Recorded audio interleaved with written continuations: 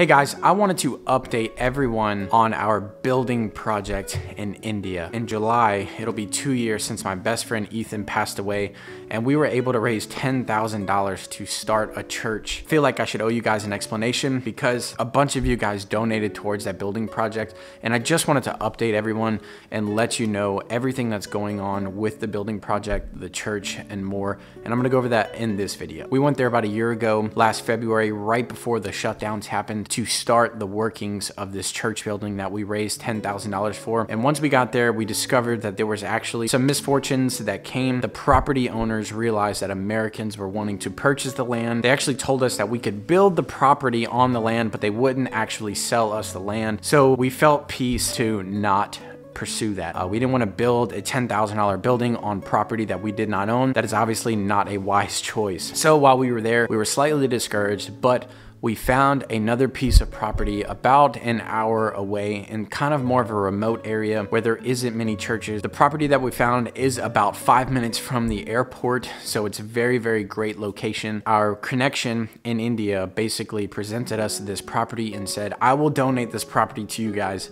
if you want to build a church on it. Instantly, we felt very, very excited for that, and we actually put the down payment of $10,000 on that property to start that building. Right when we did that, COVID shut everything down.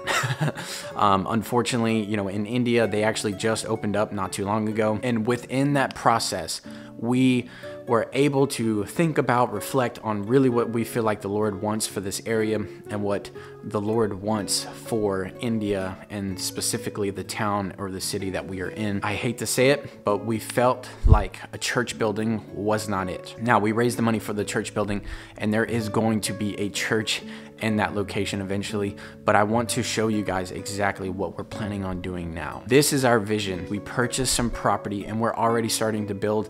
It's about a quarter of the way done. We got the floor ground, but we're praying and we're hoping for a 3-story building. It is going to be a complete ministry building that is going to be open for profit. Now, let me explain that. I don't want people being like, oh, you're just trying to make money. But we are. We actually are trying to make money because we're trying to make righteous and holy money. Every penny that this building creates is going to go to serving orphans. It's going to go to serving the poor, and it's going to be providing for the house church and eventually the church building that is going to be on the 3rd story. We currently need about $50,000. I said that right. It'll be around $50,000 to complete the entire 3-story building, but that is going to be complete. We only need $14,000 more to complete the 1st story, and that is actually going to house my partner in ministry in India. It's going to house his family. It is going to allow his family to be able to live there, and they're going to pay rent to the building. And within that rent that they're paying to the building, it's going to allow the ministry to keep moving forward. The 2nd story, which is going to cost about another $20,000, it's going to be guest rooms that missionaries can then rent. When they go there, they can rent there instead of renting from another hotel. They will rent from us or from the building, and then that money, like I said, will continue to fund the ministry. We are also going to rent those rooms out to locals. So if anyone needs a place to stay, it's going to be around 4 to 5 bedroom guest rooms on that 2nd floor, and it's going to be a full-time rental property for the ministry. All the money that property